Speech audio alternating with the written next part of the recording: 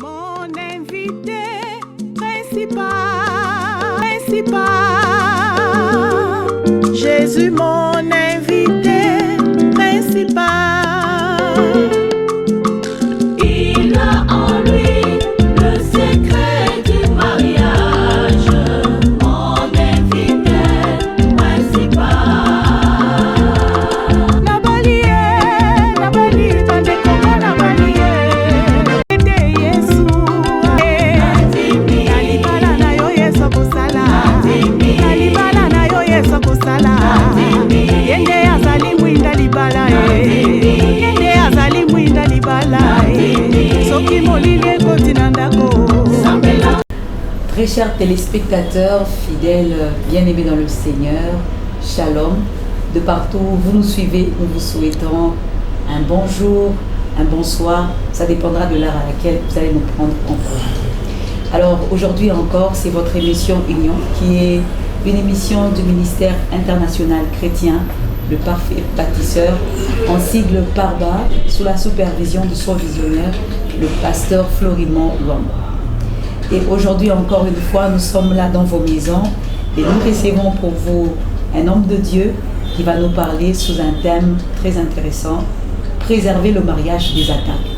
Alors l'homme de Dieu que nous recevons est avec nous. Bonsoir, bonjour pasteur. Bonsoir et bonjour Maman Nono et à tous les téléspectateurs aussi. Bonsoir et bonjour selon l'heure. Alors, pasteur, nous allons vous demander de vous présenter. Comme ça, les téléspectateurs qui nous suivent vont vous connaître et se scotcher à votre voix. Merci beaucoup pour l'opportunité. Moi, c'est pasteur Peter Kambala. Je suis le pasteur visionnaire de l'église Mount Zion, la maison des sauveurs, à Lubumbashi. Père de 4 enfants et épousé à ma chère épouse, maman Esther Distingué Kambala. D'accord. Merci, pasteur, pour cette présentation. Alors, comme le cadre est bien construit, nous allons commencer notre émission avec des questions. Et j'espère que cette émission va vraiment bénir parce que le Seigneur veut qu'on en parle. Le thème, c'est préserver le mariage des attaques.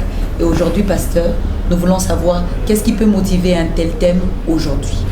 En tout cas, merci beaucoup, maman, pour la question. Bon, avant même d'aller très loin, j'aimerais d'abord vous remercier pour la confiance. Je témoigne ma gratitude envers le révérend pasteur Florimond Luambo qui m'a fait cette confiance pour passer. Et je remercie aussi les téléspectateurs qui êtes fidèles à cette émission Union. Bon. La motivation pour un tel thème, c'est d'abord tout ce qui se passe aujourd'hui dans le monde. Je peux donner 2 points qui m'ont motivé sur ce thème. Le premier point, c'est d'abord l'importance du mariage lui-même, l'impact du mariage sur la société. Vous savez, le mariage, c'est la première entité que Dieu a instituée avant même l'Église.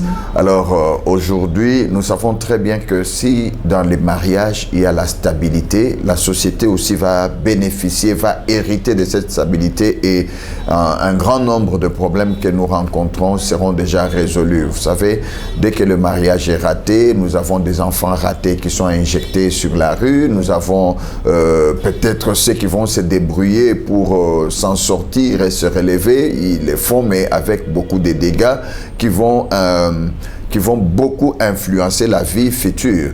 Donc, le mariage a un impact direct sur la société des hommes. Et aujourd'hui, si l'ennemi veut détruire la société, le mariage sera aussi la cible. Et quand vous lisez dans Apocalypse chapitre 12, vous commencez de verset 7 jusqu'au verset 9e, vous allez voir que le dragon, le diable, quand il a été précipité sur la terre, il s'est attaqué à la création de Dieu. Donc, s'il doit s'attaquer à la création de Dieu, il doit toucher, pour réussir sa mission, à ce qui est cher au cœur de Dieu. Et pour ça, je vous dis, le mariage, c'est quelque chose de très important au cœur de Dieu. Et quand vous regardez aujourd'hui, même ce que la société des hommes est en train de devenir, vous allez voir qu'il y a beaucoup de choses qui veulent influencer négativement le mariage tel que Dieu l'a institué.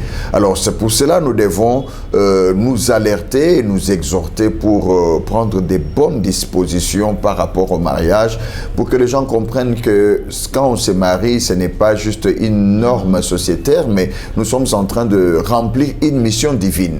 Et qui dit mission divine va rencontrer les oppositions de l'ennemi. C'est pour cela ces thèmes, nous les jugeons vraiment très importants pour ce moment, pour réveiller la conscience de tous ceux qui sont à la gestion de cette première unité que Dieu a pu injecter dans le monde. Merci, pasteur. Alors, on va faire comme ceci, pasteur. On voudrait que pendant que vous parliez, mélangez un peu de Swahili. Ok. On a le Lubumbashi, avec le bon Swahili de Lubumbashi, Mamou et français, la Tchangela, le Swahili. Ok. On peut mélanger aussi Lingala, non, parce qu'on est à Lubumbashi. Oui, ça dépend. On peut mélanger les deux, c'est pas un problème. Alors là, je vais demander vraiment l'indulgence. Si je rate un mot en Swahili, comprenez-moi. Ok. Merci beaucoup. Alors, pasteur, nous voulons que vous puissiez nous définir, tourner chez vous, les attaques contre le mariage, c'est quoi? Bref définition, et qu'on comprenne, ensemble avec les téléspectateurs, quand vous parlez des attaques contre le mariage, vous dites quoi en fait? C'est quoi la définition? En fait, si nous prenons le mot lui-même, attaque, vous allez comprendre que ici nous sommes en train de voir toutes les forces susceptibles de créer des dégâts. Et dans notre cas, c'est dans le mariage. Toutes ces forces, toutes ces choses qui peuvent exister et que par nature, elles peuvent créer un dégât, elles peuvent créer une déformation. Hein? Donc, en un mot très simple, en des mots simples, c'est ça.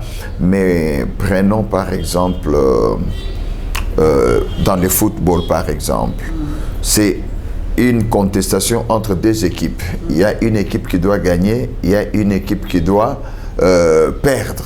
Et pour ça, vous allez voir que l'équipe est montée en deux structures. Il y a les attaquants et les défenseurs.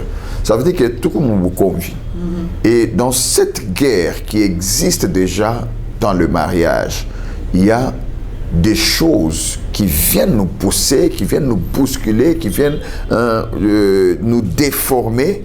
Et ce sont ces choses-là que nous appelons attaques, qui veulent que ce que Dieu a créé ne reste pas mon état original que Dieu avait prévu que ce soit. Alors, Dieu a créé une sorte de déformation ou bien couteau chacun tumubiti yak. Donc, ce qui fait que chaque fois qu'il y a des histoires qui arrivent, des forces, elles peuvent être connues, inconnues, visibles ou invisibles, mais qui essaient d'influencer le mariage à être autre chose que ce que Dieu avait prévu. Ce sont des attaques. D'accord. Donc, c'est un peu ça. Ouais. Donc, il y a le mariage a un objectif. Les autres empêcher, mariage est objectif. Mouma attaque, oui. Nous jouons ensemble, il est transformé attaque contre le mariage. D'accord. Mais qui est l'auteur des attaques? Nous avons un auteur, qu'on a provoqué, il est ma attaque contre le mariage. Ouais. Qui est l'auteur des attaques? En tout cas, en toute chose, auteur Abiba Abiote, Nishetani. C'est Satan qui est auteur de ces attaques. Maintenant, dire seulement ce Satan a été à permettre qu'il a à comprendre. Je vais d'abord expliquer comment Satan lui-même fonctionne. Généralement et aussi en termes de notre sujet actuel concernant le mariage. Satan, quand on dit auteur Yamatak Nishetani, vous ne verrez jamais Satan en face de vous, peut-être avec des cornes comme on nous les dessine. Non, ça vous ne verrez jamais. Mais Satan utilise les hommes. Satan utilise les hommes. Ce qui fait que, quand vous lisez par exemple Éphésiens, chapitre 6, le verset 12e, j'aime beaucoup lire ça dans une traduction biblique qu'on appelle Parole vivante. Dans cette traduction, vous allez voir, il dit, il ne s'agit pas seulement de notre combat. Nous n'avons pas à lutter contre les simples ennemis mortels. Voyez, ça veut dire que quand vous avez un ennemi mortel en face qui crée des dégâts, il ne s'agit pas seulement de lui. Nous ne luttons pas seulement contre cet ennemi-là, mortel. Et il ajoute, il dit, nous luttons contre les forces spirituelles qui sont dans les sphères surnaturelles. Oui. Nous luttons contre les dictateurs invisibles qui veulent régir et contrôler notre monde. Alors, quand je prends ça, mon sens et à mariage, vous allez voir qu'il y aura des dictateurs invisibles. Ma force invisible, vous ne les voyez pas, mais qui n'ont qu'à contrôler le mariage et amener le mariage à la dérive. Alors, quand nous luttons contre ces forces-là se manifestent au travers des hommes. Et dans le mariage, c'est la même chose aussi. Quand c'est Satan qui veut attaquer le mariage, il va utiliser les humains.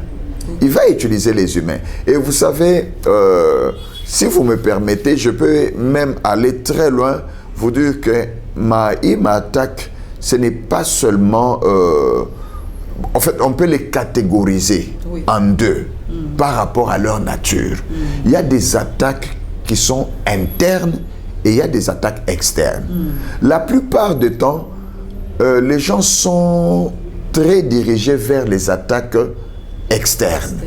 Peut-être Mamouko, Nani, les Semeki, les petits frères, voilà, toutes ces choses-là. On regarde facilement à ce qu'ils font et on estime que ça abîme ou bien ça combat le mariage.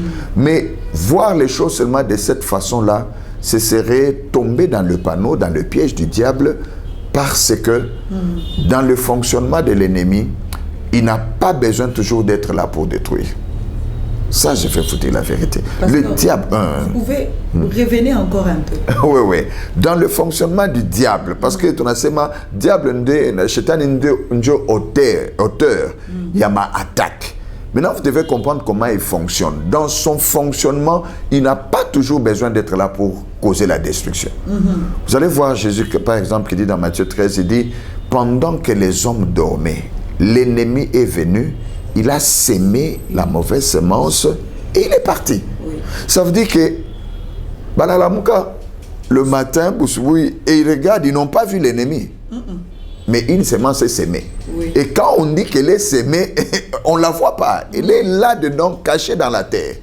Alors, il dit, pendant que les hommes dorment, l'ennemi en a sémé, et vous regardez l'ennemi à gauche, à droite, vous ne le voyez pas. Vous pensez que tout est intact. Mais tout n'est plus intact parce que déjà, semences à Moubaï Kopal. Alors, ces semences-là, maintenant, dans le cadre de mariage, prenons ma attaque externe. Ma attaque externe, très souvent, il n'a qu'à ma conception en mariage par rapport à notre environnement. Oui. Je donne un exemple simple dans notre société. Quand quelqu'un va, il se marie, la famille, dès qu'on a se marié, bibié tout. Non, mais Dieu n'a pas vu ça. Dieu parle de l'homme qui s'attache à sa femme. Mais à part ça, mon conception, y est chez nous ici. Oui. On a seulement bibié tout. Chez bibié tout parce que papa a contribué. L'oncle a donné la chèvre. Oui. La tante a donné les chaussures. Voilà, et c'est ça un problème qui va créer des attaques qui vont déformer les mariages. Parce que, en tout cas, je ne refuse pas que papa contribue, mais toute personne qui contribue doit prendre ça comme un don, une assistance. Et comme on a assisté Moutou, tu n'attends pas à ce que cette personne-là qu'il te doive quelque chose. Non. Si tu l'as fait par assistance ou bien par obéissance à la parole de Dieu, on a chiqué à Boulouma, ou bien tu as été saisi par l'amour de la personne, on a contribué, on a assisté. Mais quand vous avez assisté la personne, ça ne vous donne aucun droit sur le mariage. Ça, nous devons le dire. Alors, mon conception, il est à bibier tout. Dès qu'on met ça, on déforme déjà les choses parce que quand on est biblié, tout ça veut dire que je peux débarquer chez mon frère, comme à ordre, parler, tout. Et directement, la femme qui a tout abandonné et qui s'est attachée à un homme, il devait former un nouveau royaume. Ça, le chef du royaume, il est dépendant de notre... C'est une occupation. Combien de chances que ma contribution? Non, ma contribution, comme il faut être clair. C'est normal que Moutonèche contribue, mais ça ne lui donne aucun droit sur le mariage. Par exemple, non, tu vois même des gens qui vont très loin. Anazala Moutoto, il donne le nom de quelqu'un parce que le Moutoto allait contribuer. Est-ce que il que tu dois rembourser? Vous voyez un peu? Conception et tout, pasteur. Voilà, cette conception-là, nous devons la corriger parce que le mariage ne vient pas de notre conception. Le mariage est divin. Mariage. C'est Dieu lui-même qui a constaté, il a dit, il n'est pas bon que l'homme soit seul. Je lui ferai une aide. C'est l'initiative de Dieu. Parce que c'est l'initiative de Dieu, alors nous devons suivre ça selon les lois de Dieu. Comment on ma conception et tout, c'est déjà une attaque contre le mariage. Et quand vous vivez dans ce genre de conception, automatiquement vous vous êtes placé sur l'autoroute de l'échec. Parce que quelqu'un va venir, il débarque là-bas parce que c'est les petits frères, ils donnent des ordres. Ça, comme on a donné ordre qui est contraire à ordre et à Mwenyenyumba. La femme va faire quoi? Et puis la femme, selon Dieu, tu dois amener la femme à être, en fait, elle est ton aide semblable. Hein? Quand vous lisez Genèse, dans français courant, quand Adam s'est réveillé de son sommeil, après création à Ève, il dit, cette fois-ci, voici un autre moi-même. Oui. Elle tient par moi, par toutes les fibres de son corps. Elle ne tient pas au petit frère. Elle ne tient pas au papa Bokilo, elle ne tient pas à maman Bokilo. Donc, vous voyez, c'est quelque chose de très rusé. Le diable est très rusé. Oui. Donc, c'est déjà une force qui va déformer le mariage. C'est une force qui va déstabiliser le mariage, mais elle est très masquée. Si vous n'êtes pas très prudent, vous n'allez même pas dénicher ça. Vous laissez, on parle comme ça, non, bibi et tout. C'est dans la joie. Mais qu'est-ce que ça donne comme conception? Qu'est-ce que ça donne comme idée? Qu'est-ce que ça donne, inspire comme comportement aux gens qui sont tout autour? Vous savez, moi, je suis allé même très loin avec ce genre d'études. J'ai trouvé que... vous savez pourquoi les mamans pasteurs sont les plus critiquées? Mais c'est à cause de cette conception. Maman pasteur n'est pas la femme de l'église. C'est la femme du pasteur. Alors, vous vous retrouvez que dans l'église, tout le monde veut dire quelque chose sur elle. Les gens pensent comment maman pasteur doit s'habiller. Les gens pensent comment maman pasteur doit se... Non, elle doit le faire pour son mari et non pour l'église. Oui. Alors, vous voyez, ce sont des conceptions comme ça. Quand nous les laissons s'installer, nous sommes en train de sortir hors de la loi de Dieu et ça va voler la joie du mariage, ça va déformer des choses. Donc, ça, ce n'est qu'un exemple parmi tant d'autres.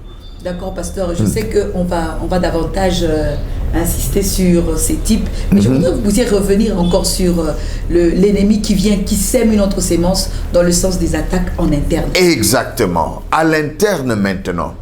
Quand la Bible dit l'ennemi vient, il sème. Vous savez, Jésus a donné une parabole qu'on appelle dans la Bible parabole du semeur. Oui. Il dit un semeur est sorti, il a sémé. Et à la fin, il dit les semeurs sèment la parole. Oui. Donc la parole, c'est une grande sémence. Pierre parle de la sémence incorruptible de la parole de Dieu. Alors, ce qui fait que si la parole de Dieu est une sémence et la sémence principale, nos paroles aussi à nous sont des semences. Oui. Alors, l'ennemi peut utiliser des paroles. Au travers, comme j'ai dit, le diable, vous ne le verrez jamais en face, mais il va toujours utiliser les humains. Alors, il peut s'émisser et utiliser le mari, il peut utiliser la femme. Par exemple, Mina Patiaka, exemple très souvent. Exemple, pasteur. Ouais. Vous imaginez le matin, l'homme est fatigué, il dort. Bon, nous sommes dans le cadre du mariage. Vous connaissez, les nuits ne sont pas aussi seulement reposantes. Oui. Il y a aussi des activités. Mukadria, Ndoa. Alors, imaginez que dans tout ça, l'homme peut continuer à se reposer, mais c'est la femme qui s'élève en premier. Parce que d'après ce qui se passe, et va prêter les petits déjeuners. Pendant ce temps-là, l'homme, peut-être il se repose, on vient le réveiller. Non, tu peux maintenant aller te laver. Il se lave, elle se bat à corps et âme, elle apprête le petit déjeuner. Et puis, par erreur ou inadvertance, le petit déjeuner n'est pas aussi à un bon point. Peut-être qu'on a mis trop de sucre dans le thé. Et l'homme, en prenant ça, il lâche une parole, une critique. Oui. Parce qu'il n'y avait pas assez de lait, alors que c'est lui-même qui n'a pas donné l'argent pour le lait. Il est parole. Ça peut être une sémence, parce que lui, après avoir dit ça, s'il ne fait pas attention, on est de coquage. Madame Anabakia Konyumba. Malgré tout ce que j'ai fait, mal, tout ce que j'ai fait, je me suis démerdé. On a critiqué Tchayam. Vous voyez, elle va rester en train de méditer négativement sur Imisemu. Pendant qu'elle va commencer à regretter comme ça, c'est une sémence qui est restée dans son âme. Cette sémence, plus dans la méditation, elle va germer, elle va se traduire en amertume. Et tu vas voir une femme qui était bien. L'homme qui est parti, il a déjà oublié. Et puis il est entré dans son boulot, il doit rechercher l'argent, et le soir, il revient dans la joie de rentrer à la maison, mais attends, tu as déjà maman, va déjà sous la Guinée, parce qu'elle est restée là en train de réfléchir vraiment. Et il y en a qui vont même très loin. Villa n'a critiqué Tchayam. On va voir. Léo, je t'ai épique. C'était une simple parole, mais il a dit transformer. C'est lui qui a dit la parole. Il n'a même pas dit dans le sens que non, voilà, ça va créer une histoire. Ou bien, même très loin, la nuit, une femme qui est restée comme ça, Nawaza Bibaya, il a vu comment on l'a critiqué, et l'homme revient la nuit. Maintenant, vous voulez que non, Feti Yabouchiko. Oui. Ça ne peut pas tenir. Oui. Ou alors, si cette femme-là essaye de se soumettre, parce que ou moi, toute femme, soyez soumise. Comment on a pu pour se soumettre? Je vous dis que ça ne sera pas intéressant. Et t'as quoi, tout bon, termine à toi et puis tu pars et puis c'est fini. Oui. Et là, c'est déjà un petit truc qui est parti d'une parole, mais qui va déjà détruire toute la joie du mariage et ça va faire des dégâts. Donc, vous voyez que les attaques peuvent être externes. J'ai donné un exemple. Il y a plusieurs exemples. Oui. Elles peuvent être internes. À l'interne, veillez sur les paroles, veillez sur les actes, veillez sur... Bon, il y a plusieurs choses que Dieu nous a données. En tant qu'enfant de Dieu, je suppose que vous qui nous suivez, vous êtes des chrétiens. Et si vous n'êtes pas vraiment chrétien, je vous prie et vous exhorte de recevoir Jésus et commencer à conduire votre parole selon la parole, votre vie selon la parole de Dieu. C'est ça la chance de pouvoir vraiment réussir sur cette terre. Donc faites attention, il y a des attaques internes et externes et nous devons faire beaucoup attention. Merci, pasteur. Vraiment, nous sommes bénis aujourd'hui par cette émission et votre arrivée. Que mon Dieu vous bénisse. Amen. Mais je voudrais que, bien que vous avez démontré comment le diable attaque le mariage, je voudrais que vous puissiez, d'une certaine manière, essayer de catégoriser un peu, donner des types d'attaques. Je sais que dans l'externe, quels sont les types d'attaques? À l'interne, les types, vous avez déjà parlé de la parole à l'interne, mais à l'externe, la conception. Mais est-ce qu'on peut encore aller un peu plus dans les détails? Ok. Toi, tu as ma type, tu dois un peu catégoriser. Donc, nous, tu as eu aussi il y a attaque qui est externe, il y a attaque qui est interne, et il joue aussi comment me comporter, parce qu'on va parler de ça là, après. Est-ce que vous pouvez nous donner ma type et ma attaque? Bon, on a catégorisé deux catégories. Commençons par l'externe. Je reviens d'abord, mon externe, j'ai dit d'abord ma conception y est tout. D'accord. Sur le mariage, et que déjà, il y a beaucoup d'attaques, mais ma conception y est tout. Si nous ne faisons pas attention dans notre façon de voir le mariage, il t'a créé problème, il t'a déformé le mariage. En dehors de ça, il y a d'autres catégories, des gens qu'on rencontre. À l'externe d'abord. Papa Mukazi, il va trouver des gens avec qui il travaille. Moubarabara, on croise des gens aujourd'hui. En tout cas, il ne faut même pas les discernements pour voir qu'il y a des agents du diable partout sur la ville. Il y a des femmes et des hommes. Par exemple, il y a des hommes. Moi, je suis un pasteur, ça fait longtemps. Vous imaginez que j'ai reçu le cas d'un jeune homme qui vous dit par exemple que lui, il n'aime pas voir les femmes enceintes. Dès qu'il voit une femme enceinte, il doit faire tout pour coucher avec elle. Même si c'est une femme mariée, donc quand il voit une femme enceinte, il doit la suivre. Vous voyez un peu? Est-ce que c'est normal et comportement? Ça veut dire qu'il y a le diable. Vous savez, Luc chapitre 22, le verset 3, on dit Satan entra dans Judas. Oui. Judas était un très bon disciple. Vous savez, parmi tous les disciples de Jésus, il a regardé, il a confié la caisse à Judas. on confie l'argent à celui à qui on fait confiance. Oui. Il a regardé Pierre, il dit, Pierre, il ne va pas garder les secrets. Il a regardé Jean et Kubutoto, il a regardé après analyse, la bonne personne c'est Judas. Oui. Et n'oubliez pas, quand Jésus a envoyé ses disciples 2 à 2, ils ont chassé les démons. Jésus a dit, j'ai vu Satan tomber du ciel comme un aigle. Mou 2 à 2, moulena Judas. Et Judas a chassé les démons. Donc il était un bon type. Mais un jour, on dit, Luc chapitre 22, 3, il dit, Satan entra dans Judas. Depuis le jour qu'il est entré, Judas n'était plus le même. Il a pensé vendre le Fils de Dieu à cause de 30 pièces d'argent. Ça veut dire qu'il y a aujourd'hui les gens à qui Satan est entré. Comme Satan est auteur, il y a destruction, il y a mariage. Et pour détruire, il doit attaquer le mariage. Vous voulez enseignement, Shaitan Ninjo, auteur, il y a attaque. Il va entrer aussi dans d'autres personnes de l'externe.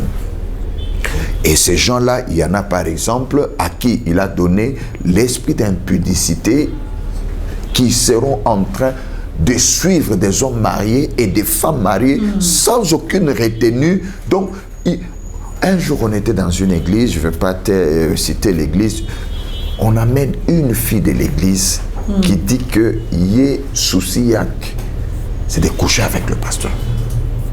On lui dit, c'est ton pasteur, il dit, je m'en fous. Non, on est monté Satan à chaque fois.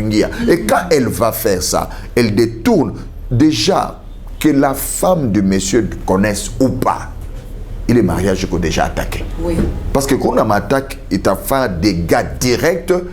Na m'attaque, il t'a fait des dégâts plus tard. Oui. Dès qu'un homme, par exemple, a déjà déconné, une femme a déjà déconné, ni mariage, il a déjà attaqué. Ça peut être connu aujourd'hui, ou bien il peut même réussir à cacher. Mais ce mariage-là n'est plus le même. Alors vous voyez que c'est possible, Satan entre dans les gens de l'extérieur par exemple l'esprit d'impudicité. C'est une attaque contre le mariage, mais il peut entrer par exemple avec l'esprit de machonganisho. Tu vois vraiment à l'occasion de rien, une belle-sœur vient par exemple, elle a calomnié la femme de son frère. Avec ce genre de calomnie, si la femme apprend, elle ne comprend pas que c'est une attaque. Papa, maman, bitarabika. Dans quel sens? Attendre faire pression. Ou bien que tu vas me défendre. Oui. Tu laisses ta soeur faire ça. À ce moment-là, l'homme lui-même, déjà, il est dans des problèmes. Parce qu'il est maintenant partagé. Je vais agir de ce côté. Ou bien, et même quand il connaît que non, sa soeur a ce mauvais caractère satanique, dès qu'elle essaie d'attaquer, famille n'a yo.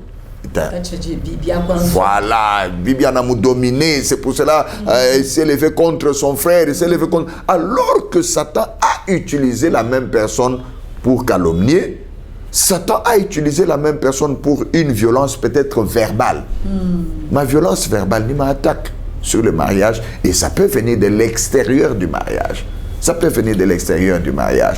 Et aussi, n'oublions pas, les finances. Les finances, si Satan arrive à déstabiliser totalement les finances d'un couple, mais ben attaquer le couple, parce que je peux enseigner ici, le mari, aimez vos femmes, faites des cadeaux à vos femmes, mais à ta femme cadeau nanini, et même si ils n'arrivent pas seulement à nouer les deux bouts, ils ont des problèmes financiers à nourrir famille déjà. Oui. Ça peut déstabiliser. Alors, quelqu'un peut voir que non, c'est une histoire de finances, alors que Satan sait très bien que quand il va boucher les finances, ça va influer sur la joie du couple. Il est dans le sens externe. À l'interne, il y a encore bien d'autres choses en dehors de la parole. Il y a les attitudes, il y a le comportement. Il y a certaines personnes, peut-être qui n'ont pas mal parlé, mais elle a décidé quoi tout quitter. Or, le mariage, la femme a tout abandonné, elle est venue. Maintenant, imagine-toi que tu vis avec un homme qui ne parle pas. J'ai déjà croisé beaucoup de problèmes de couple. La femme qui te dit, mais son mari, quel que soit ce qu'il a, il ne va rien dire. Même si tu lui demandes, tu veux manger quoi? Je ne sais pas. Bon, les hommes vont dire non, parce que comme on a ça va recommencer, la femme va revenir toujours à ça. Alors vous voyez que toutes ces choses-là, l'ennemi peut les utiliser pour déstabiliser le mariage. ou ma parole, mon comportement, mon attitude, même mon... Ne fût-ce que... Ah, qu'est-ce que je peux... Je voulais toucher ce point-là. Je voulais toucher ce point-là. On a déjà reçu des gens qui étaient dans le mal, qui étaient dans l'occultisme, qui étaient des sorciers et qui se sont convertis. Oui.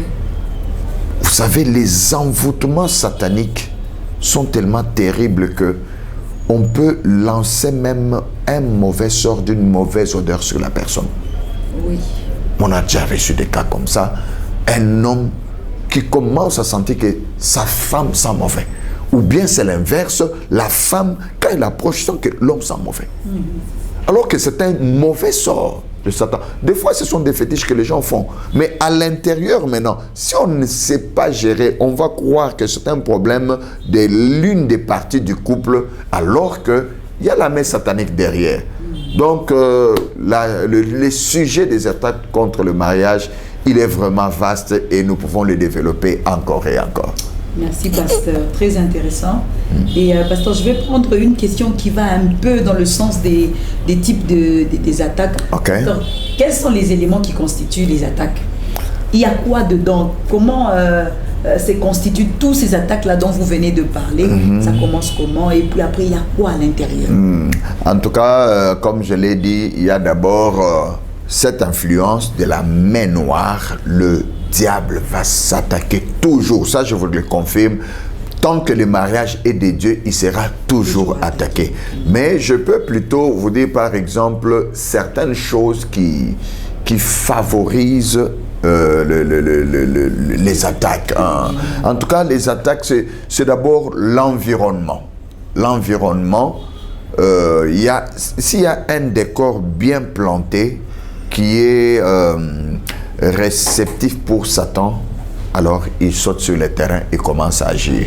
Mais pour planter ce genre de décor, il y a, je peux donner pour le cadre de cette émission d'aujourd'hui, parce qu'il y en a tellement beaucoup, je peux donner 3 points principaux. Je ne dis pas que c'est le seul.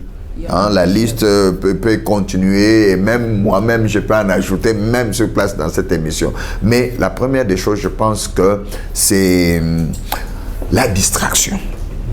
La distraction dans le couple. Il y a des gens qui vivent sans être conscients des dangers qui nous guettent. Vous savez, et j'ai vu ça vraiment souvent avec le mariage. Regardons seulement comment nous nous comportons quand il s'agit du mariage. Quand quelqu'un est à l'âge de se marier, ou bien on estime que cette personne, il doit déjà se marier par rapport peut-être à ses responsabilités, par rapport à l'âge, par rapport à tous les éléments que nous pouvons considérer. Regardez maintenant le comportement de ceux qui vont vers le mariage. Vous allez voir que dès qu'on a dit débattre gauche, droite, en train de se battre, ils vont chercher. D'autres vont même prendre des dettes. Les dettes, pourquoi? Parce qu'il veut se marier, il veut faire un tapage, les gens doivent voir. Mais papa, tout à quoi vous faites, tu n'as pas coulé un coucou, après nous allons rentrer, c'est toi qui restes. La dame aussi se prépare, tout ça. Alors, ce que moi j'ai constaté dans notre façon de faire, les gens se comportent comme si le jour il y a bénédiction nuptiale ou bien le jour de la fête, c'est un point d'arrivée. Ce n'est pas un point d'arrivée, c'est un point de départ. Oui. Alors, ce qui fait que vous allez voir beaucoup de filles. Bon, je suis pasteur, je donne un exemple. Je ne dis pas que tout le monde se comporte comme ça. Regardez très souvent dans les églises. Les jeunes filles, elle est là, engagée à servir Dieu, et comme au choral, et comme les jours qu'elle se marie, puf, tout s'arrête. Et les jours que Ndo et Nakuya et se marient, on ne les voit plus comme Lima. Des jeunes gens, il est là, prier, jeûne et prière et tout, les jours que ça. Donc c'est comme si inconsciemment, on est en train de croire que c'est un point d'arrivée. Alors quelqu'un va beaucoup s'engager à prier, quelqu'un va être sérieux avec son Dieu parce que mais Kamando est il ne prie plus, c'est comme si maintenant voilà, je suis arrivé au point et là maintenant je peux aller m'endormir. Grosse erreur. C'est le moment. C'est le moment plutôt, parce que à obtenir quelque chose, c'est pas du tout un problème, mais maintenir ça, c'est ça le problème. Alors vous allez voir que les gens sont très souvent inconscients. C'est ce que j'ai appelé un peu distraction. Ils sont inconscients des attaques que le mariage... Ce n'est pas parce qu'on t'a béni à l'église que le mariage t'a quoi tout bien. Les paroles du pasteur, quand il te bénissait, c'est comme les paroles de Paul qui dit à Timothée. Il lui dit, prends ces mêmes paroles et fais les bons combats de la foi. Bénédiction, maintenant, est libérée, mais c'est toi qui reçois maintenant la bénédiction. Tu te tiens spirituellement, les bénédictions pour maintenir ce que tu as reçu. La plupart des gens sont distraits dans leur mariage. Ils ne sont pas au courant de ce combat. Alors, le deuxième point, c'est avoir le discernement. C'est avoir le discernement. Quand quelque chose, un événement arrive dans le mariage, tu dois discerner. Le mariage, c'est vraiment... c'est comme une classe à vie. Toute ta vie, tu es en train d'apprendre. Il n'y a personne qui peut dire que non, il a déjà tout maîtrisé. Dès que tu cesses d'être sensible, d'être vraiment sur tes gardes, tu vas ouvrir un terrain favorable à l'ennemi pour t'attaquer. Le diable, 1 Pierre, chapitre 5, verset 8, il dit quoi? Il est là, en train d'éroder. Donc il n'a jamais abandonné. Il essaye aujourd'hui, s'il n'a pas trouvé qu'un des grosses, demain, à tapis matin, et il sera toujours en train d'attaquer. Et pour ça, il faudrait maintenant que nous, qui avons cette grande bénédiction du mariage, nous soyons éveillés. Et pour ça aussi, il faut vraiment un bon environnement de prière. Pasteur, on a ma distraction. Ingi n'est pasteur. Vous tournez chez toi. Ok, distraction, manque de discernement. Manque de discernement. Parce que dans un petit rien, l'exemple, tu veux dire, mon exemple, par rapport à la femme qui s'est démerdée pour faire un thé et tout. Si cette femme-là a le discernement, elle ne va pas plonger dans une méditation négative. Bien sûr, ce qui s'est passé est mauvais. Mais la Bible dit, prends garde à ce que tu penses au fond de toi-même. C'est plus important que tout, car ta vie en dépend. Oui. C'est dans le livre de Proverbes, chapitre 4, verset 23. Alors, quand tu restes maintenant, il est événement et chapitre. Si tu as le discernement, tu vas te dire, non. Imawazo, que je suis en train de prendre à partir de cette... Et le discernement va te faire dire, ok, au nom de Jésus, mon mari, je considère que c'est une bonne personne. Au nom de je ne laisserai pas les mauvaises pensées s'installer. Et quand il revient le soir comme ça, on empoquait bien. Vous faites comme si de rien n'était. Et après, en tant que couple, vous avez trouvé le moment favorable pour lui faire montrer comment tu as été vexé par ce qui est arrivé. Alors là, discernement des esprits, ça va te sauver. Parce que Satan attend juste la moindre sémence et il en profite, il va amplifier la chose. C'est pour cela que je dis, en dehors de la distraction qui met les gens dans l'inconscience des problèmes, il y a aussi l'esprit de discernement que nous devons demander régulièrement à Dieu. Parce que le discernement, c'est ça la sagesse. Et le mariage, la Bible dit, une femme sage bâtit sa maison. Alors vous avez besoin de cette sagesse. Et puis, troisième point, je vais m'arrêter au troisième élément, c'est l'inactivité. L'inactivité. Il y a des gens qui sont juste passifs. Même quand ils voient quelque chose, mais pour mener l'action correspondante, il n'apita et puis ça va rester comme ça. Mais dans l'entretemps, le petit truc est dans le cœur et c'est en train, voilà, elle va se développer. Vous savez, la Bible dit ceci dans Hébreux 3:4, il dit, toute maison est bâtie par quelqu'un. Le mariage est bâti par ceux qui sont dans le mariage. Alors, si tu ne fais pas ta part, tu vas créer un environnement où Satan va profiter. Parce que vous allez voir que l'inactivité ici, c'est ce qui va équilibrer le mariage. Bref, quelqu'un m'a conseillé, on donne des conseils sur le mariage, femme, faites ceci, mari, faites ceci. Mais dès qu'il y a une des parties qui ne pratique pas, il m'a conseillé. Directement, tu as préparé le terrain où Satan va entrer. On dit par exemple, selon la loi de Dieu, mari, aimez vos femmes. Si le mari ne comprend pas le degré d'amour qu'il doit avoir pour sa femme et qu'il n'agit pas selon ce degré d'amour-là, il est inactif, il n'a pas posé l'action qu'il fallait, Satan va profiter. Pasteur, question moi qu'on a écouté pas vous parlez de l'environnement qui peut favoriser ma attaque à exactement, ouais. Mais la faire poser question dans le sens bah les bandes tout n'avait pas ma famille ma nyumba et tout pasteur. À part quoi qu'il n'a pas à un moment donné environnement favorable. Par exemple, moi je prends ma petite sœur, le mari prend sa petite sœur, est-ce que deux fois, avec un environnement tout éclairé, Dieu a acheté la Ingi? Je prends cette question avec des pincettes.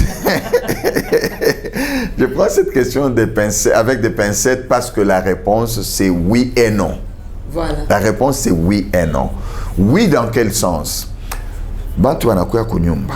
Ce n'est pas une mauvaise chose. Il y a beaucoup de gens qui par la mission divine Banasaidi avant tout et ils sont devenus des gens importants parce que si on les avait abandonnés, ils ne pouvaient pas réussir dans la vie. Mais le problème maintenant, c'est la gestion à Balibantu. Ok. Comment on va gérer Moubaya? Directement, on crée l'environnement. Parce que là, on a ce que je venais de dire, mon ani Moussorti à ma attaque, on a et l'extérieur et l'intérieur, Bego déjà parle.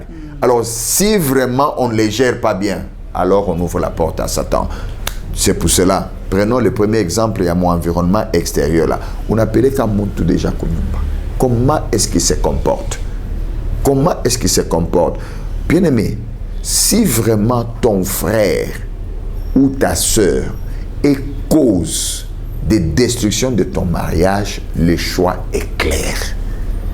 Tu redresses la personne, mais si la personne ne peut pas être redressée, tu la mets dehors. Et je conseille, tu commences, il y a quoi assister Moutoulouambari. Pasteur, je vais aller pasteur, bien à diviser ma famille. Seigneur, je prends la question avec les pincettes parce que si je dis directement, il ne faut pas créer cet environnement.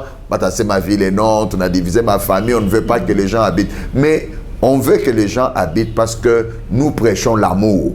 Et l'amour, c'est aimer le prochain. Quand on a quelqu'un qui est en détresse, on peut l'aider.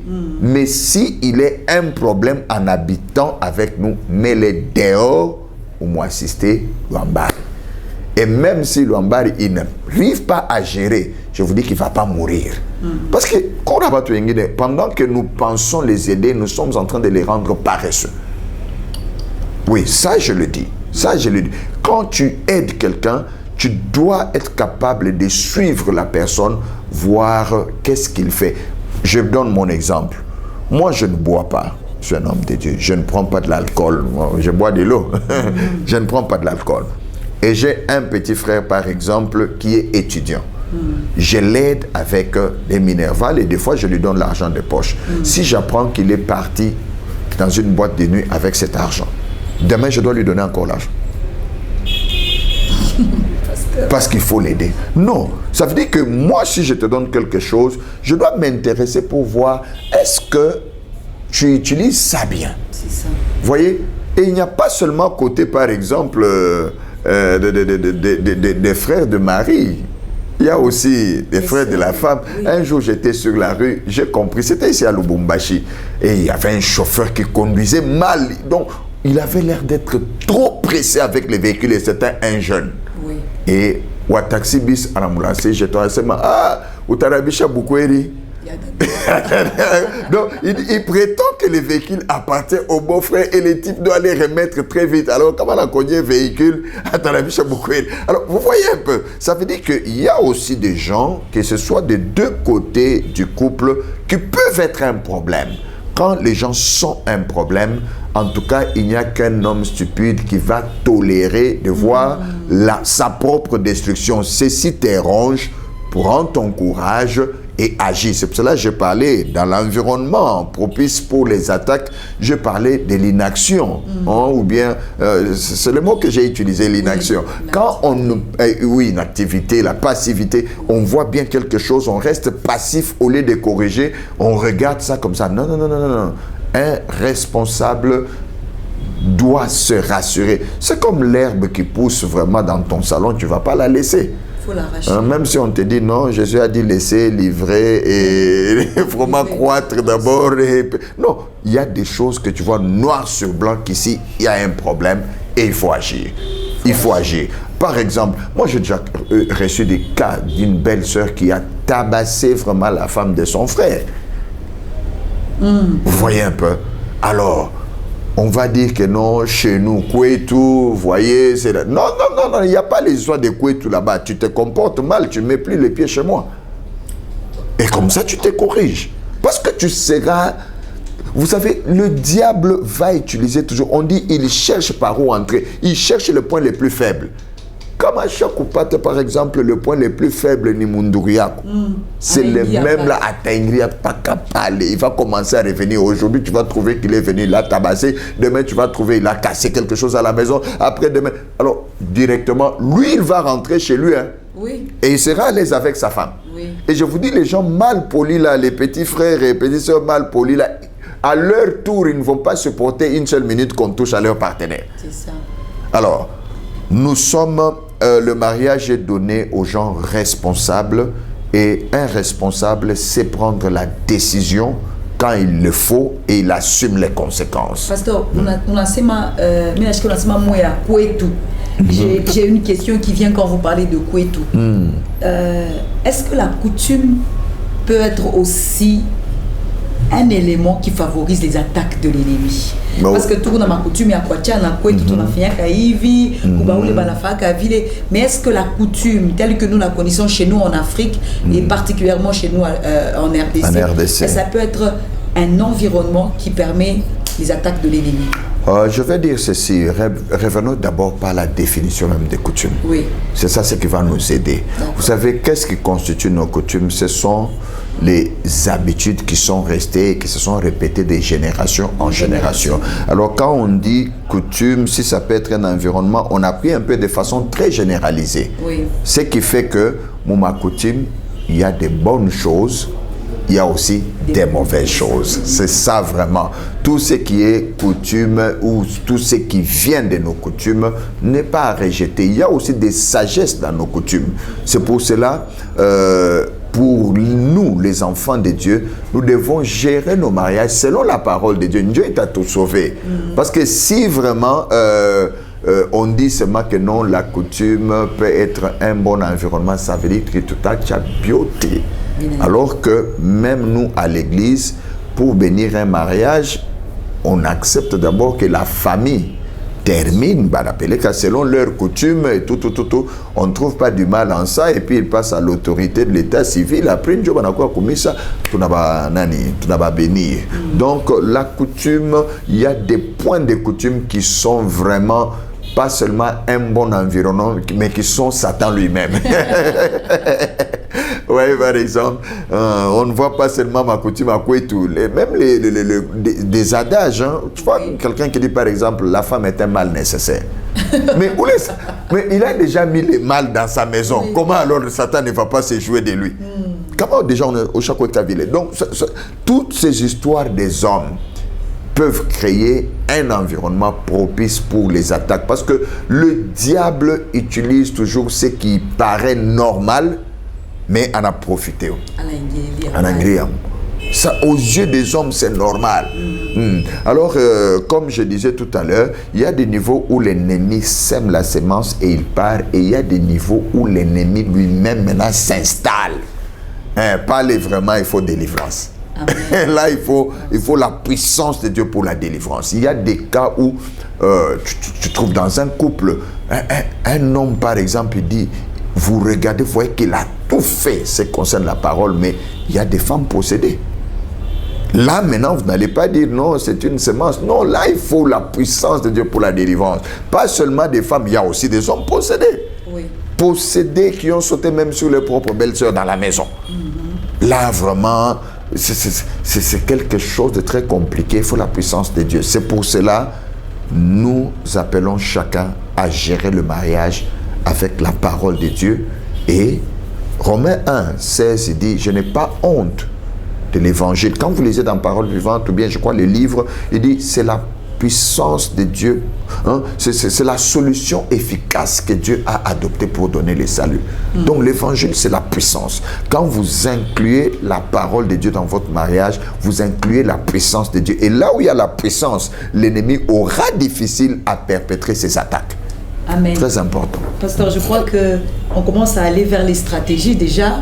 Et, je voudrais vraiment, de manière structurée et bien, Pasteur Mutupati, ma stratégie. On a compris les attaques en interne, en externe. Mutupati, comme ma stratégie, tout bifagner, Dieu. Tout de tout pour l'épaule, parce qu'ici, c'est vraiment les moyens qui vont nous permettre à résister contre les attaques de l'ennemi. Pasteur, nous donnez chez les stratégies. Voilà. La première stratégie, en fait, je vais donner des stratégies qui viennent à partir des éléments conduisifs, hein, des éléments qui favorisent les attaques. Et de là, je vais donner des stratégies. Le premier élément, on avait dit que c'est la distraction.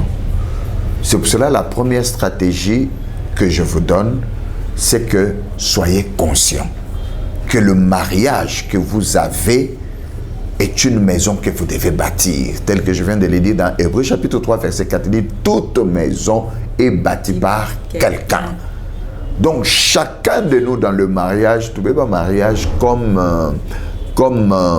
une bâtisse que chacun doit amener sa pierre pour que ça avance.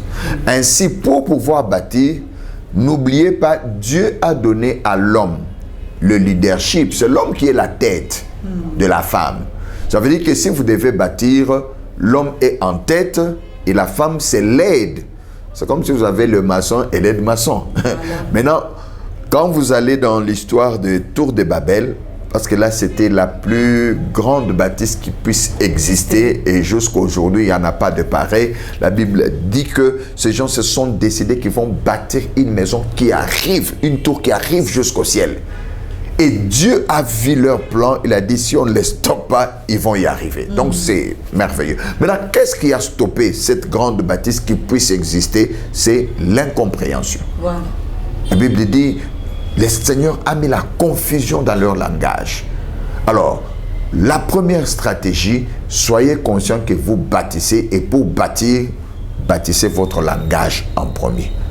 Le langage, il y a le langage de parole. Il y a aussi le langage corporel. Oh là là, là ça risque d'être vraiment très long si on développe. En parole, je peux dire à l'homme, tu dois continuer à draguer ta femme tous les jours. Amen. Tu dois continuer à draguer. Ce n'est pas parce que tu l'as eu et vous êtes maintenant à la maison, tu considères comme un acquis. Alors tu es là maintenant dans la maison, il n'y a plus de compliments, il n'y a pas de petits cadeaux, il n'y a pas de sorties. Vous savez, quand on se retrouve dans des soirées des ministères parfaits bâtisseurs, mais je me rappelle un jour, on a demandé quelle est la dernière fois cet homme a dansé avec sa femme. Des années. Vous trouvez que c'est des années? Je dis, mais qu'est-ce qui s'est passé? Donc, il a considéré directement que c'était un acquis et il a tué tous les langages qui pouvaient attirer sa femme vers lui. Vous pouvez vous retrouver, vous n'êtes de tout face, il y a bien, peut-être, je ne veux pas vous demander d'aller dans des bars, mais il y a quand même des endroits publics qui sont calmes, il n'y a pas ces tapages-là de musique. Même si Moya. On ne va pas vous chasser parce qu'à deux vous avez partagé. Donc ce n'est pas un problème d'argent. Parce que quand nous parlons de ces choses, la plupart pensent non, on n'a pas d'argent et tout. Non, vous pouvez vous acheter un seul sucré, vous déposer sur la table et vous êtes là face à face, vous vous regardez, vous parlez de tout et de rien. Vous vous amusez, vous parlez. Et vous savez, la plupart des gens font ce genre de choses seulement comme avec mon problème. Ils pensent que non, comme ça on peut aller parler de... Non, à l'occasion de rien. Vous n'avez rien de sérieux à vous dire, vous blaguez et tout. Ça, c'est bâtir. Parce que vous allez vous comprendre davantage. Pourquoi est-ce que vous voulez laisser les jeunes gens tricheurs profiter des biens des couples alors que vous, le marié, vous êtes là. Vous avez des petits garçons qui se retrouvent au coin des rues là, dans les noirs, ils sont là en train de causer. Mais est-ce qu'on vous a interdit que vous, les mariés, vous pouvez aussi vous promener un peu sur la rue, vous vous retrouvez un peu dans les noirs, à côté d'un arbre, vous arrêtez. Vous vous arrêtez là-bas. Toutes ces choses, ça doit continuer, il faut les entretenir. Non. Oui. Isaac a dit à Abimelech que non, sa femme était sa sœur. Mais quand le roi a regardé de la fenêtre, il a dit non, ce genre de comportement, c'était dehors. C'était dehors, c'était pas dans la chambre, c'était pas dans la maison. Donc, on doit vraiment bâtir en développant le langage et être sensible au corporel, être sensible au gestuel. Quand, par exemple, tu parles à ta femme comme ça, non, elle n'est pas Ben Laden. Elle est un autre toi-même. C'est ta femme. Elle est un être faible. Est-ce que tu arrives à la comprendre dans la faiblesse? Est-ce que tu arrives à la relever de ses faiblesses? C'est là où on dit toute maison est bâtie. Et pour bâtir, il faut la compréhension dans le langage. La compréhension, même le regard.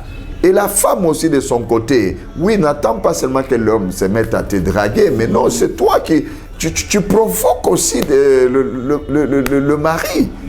Un jour, le mari revient de son travail, il a l'habitude de te trouver, je ne sais pas moi comment, mais il te trouve là vraiment, tu as jamais même, tu es même sur tes 10 cm et tu as pris une belle position là, tu l'attends. Il se dit, mais est-ce qu'il y a une fête, on doit aller à une soirée? Non, j'ai mis ça juste pour t'attendre et glorifier le Seigneur que mon chéri doit venir et tu l'embrasses là. Vous savez, ce sont des choses, c'est ça, on doit bâtir de cette façon-là. Donc, toute maison est bâtie par quelqu'un et l'homme et la femme, reconnaissez cela, c'est dans des stratégies pour éviter des attaques. Le mariage, c'est une bâtisse que vous allez bâtir continuellement jusqu'au retour de Jésus-Christ. Ça, c'est un, vous devez bâtir. Et de deux, vous devez préserver votre mariage des attaques. Ça veut dire vous montez votre structure de sécurité. Essentiellement, c'est par la parole et la prière. Amen. Restez sur la parole de Dieu. Prenez le temps de vous tenir en main. Priez ensemble. Oui, je sais que vous avez le temps de prier avec la famille. Mais prenez aussi le moment que hommes et femmes vous priez ensemble. Quand vous avez des projets, vous les recommandez entre les mains de l'Éternel. Quand il y a eu un souci, vous n'arrangez pas seulement par le pardon, mais vous faites aussi des prières agressives. Par exemple, il y avait un problème, le mari t'avait mal parlé. Mais quand vous vous réconciliez, vous avez demandé pardon à Dieu. Ne vous arrêtez pas seulement à vous demander pardon à Dieu et à vous demander pardon mutuellement et vous dites non chérie je t'ai pardonné, c'est fini. Non, à ce moment-là vous vous tenez en main, vous faites des prières de combat. Plus jamais telle chose n'arrivera. Plus jamais telle chose. Nous maudissons cette attitude dans notre couple. Nous maudissons ce problème dans notre couple. Nous ne tomberons plus jamais dans ce problème. De cette façon-là, vous allez vous prévenir des attaques. De façon pratique, je peux m'arrêter sur ces deux points-là. Ce sont des bonnes stratégies. Ça va vous aider parce que les combats viendront toujours, mais c'est vous qui devez monter votre structure de sécurité. Merci, pasteur. Deux grandes stratégies. Le dialogue, le langage, parler. Ouais. Et la dernière, c'est la prière. La prière, la parole de Dieu. Pasteur, les conseils. Nous te comme un conseil, au-delà de ce que vous donnez comme stratégie, nous te passons quelques derniers conseils pour vraiment préserver notre mariage des attaques de l'ennemi. Conseil pratique. Dans le conseil, je donne des exemples de ce que vous devez faire de façon pratique dans la famille. Donc, considérez que vous devez travailler l'un sur l'autre. Et puis, qu'il a mon couple, qu'il mette dans sa tête que Ekopa le Dieu a bonheur et à Mounjak. Quand vous recherchez le bonheur de l'autre, et l'autre cherche aussi ton bonheur, vous allez vous rencontrer dans le bonheur. Mais quand tu cherches ton bonheur personnel, tu vas te retrouver dans ton bonheur. Tout seul. Tout seul. Or, il n'est pas bon que l'homme soit seul. Qui dit qu'il n'est pas bon que l'homme soit seul n'est pas aussi bon que la femme soit seule. Le bonheur que tu trouves tout seul, il est nul. Alors, recherchons mutuellement le bonheur de l'autre. Chaque jour, conseil pratique, chaque jour, que chacun pense, qu'est-ce que j'ai fait pour donner la joie à mon partenaire. Faites seulement ça chaque jour. Parce que là où il y a la joie, la paix de Jésus, la joie du Seigneur, c'est notre force et Satan ne peut pas entrer. Maintenant, si tu te mets que quotidiennement, que tu poses au moins un acte qui va créer un bonheur, qui va créer une joie, qui va donner sourire à l'autre, vous allez réussir dans votre mariage. Et cette réussite ne sera pas seulement pour vous, ça va avoir l'impact même sur vos enfants et sur toute la société. Donc vous pouvez créer une nouvelle génération meilleure. C'est notre responsabilité. Bien-aimés, n'oubliez pas, soyez actifs, soyez hommes d'action, agissez chaque jour et donnez le bonheur et le sourire à l'autre. Ça, c'est, même si c'est un bonbon, même si c'est un bonbon, amène un bonbon à madame. Il dit, c'est quoi ces bonbons? Non, je pensais à toi pendant que je venais. Bon, j'avais beaucoup d'argent sur moi, alors j'ai préféré t'amener un bonbon. N'oublie pas les compliments. Vous savez, les compliments, c'est très important. Oui. Même une grand-mère, va seulement chez ta grand-mère, dire, ah, Coco, vraiment, Kambo, ah, je t'aime beaucoup, tu es jolie aujourd'hui. Donc, c'est ça la nature humaine. Créer ce bonheur-là et l'ennemi ne trouvera pas la place pour entrer. Et la Bible nous dit, si vous arrivez à un problème, même la colère, ne dormez pas avec. Oh, ça, j'allais ajouter un autre point, mais que Dieu vous bénisse. Alors, pasteur, peut-être pour finir et pour un peu d'exercice, qu'est-ce que vous avez prévu à faire de bien à votre femme aujourd'hui? Aujourd'hui, je profite. C'est une surprise, j'espère qu'elle ne va pas suivre ça. Je crois qu'elle va suivre, et même si elle suivait l'émission en différé, non, c'est le jour de ton anniversaire. Ma surprise vient ce soir même. Alors, je bénis le Seigneur de t'avoir. Je bénis le Seigneur pour ce jour où tu as été né. Tu es une joie pour moi. Tu es une bonne épouse. Que Dieu te bénisse et nous allons aller jusqu'au bout. Personne ne va nous déstabiliser. Alors, je lui amène mon cadeau. Ça, je ne dis pas ici. Merci, pasteur. C'était très bon. Nous saluons maman. Et la surprise, j'espère qu'elle va témoigner que vous avez amené la surprise. Ah oui, en tout cas, je l'ai bien préparée. Elle est à 2 niveaux. Il y a une que j'ai préparée avec les enfants et l'autre, c'est moi-même. Merci, pasteur. Très chers téléspectateurs, j'espère que vous avez été vraiment richement, abondamment bénis. Nous bénissons le pasteur. Pasteur, que Dieu vous bénisse. Yes, merci. Nous bénissons le pasteur Peter, nous bénissons sa famille, nous bénissons votre église. Amen. Que Dieu vous bénisse pour... j'ai beaucoup aimé les conseils pratiques. Merci. Faire chaque jour quelque chose pour faire plaisir à l'autre, le rendre heureux, le voir sourire, lui amener des compliments. J'étais en train de réfléchir aussi comment je vais amener un petit compliment. Ah, merci beaucoup. Alors, nous sommes à la fin de notre émission. Nous avons été contents de partager ces moments avec vous et nous croyons que vous avez été bénis. À la prochaine et que mon Dieu vous bénisse. Restez en bonne santé. Amen. Mon invité principal, Jésus mon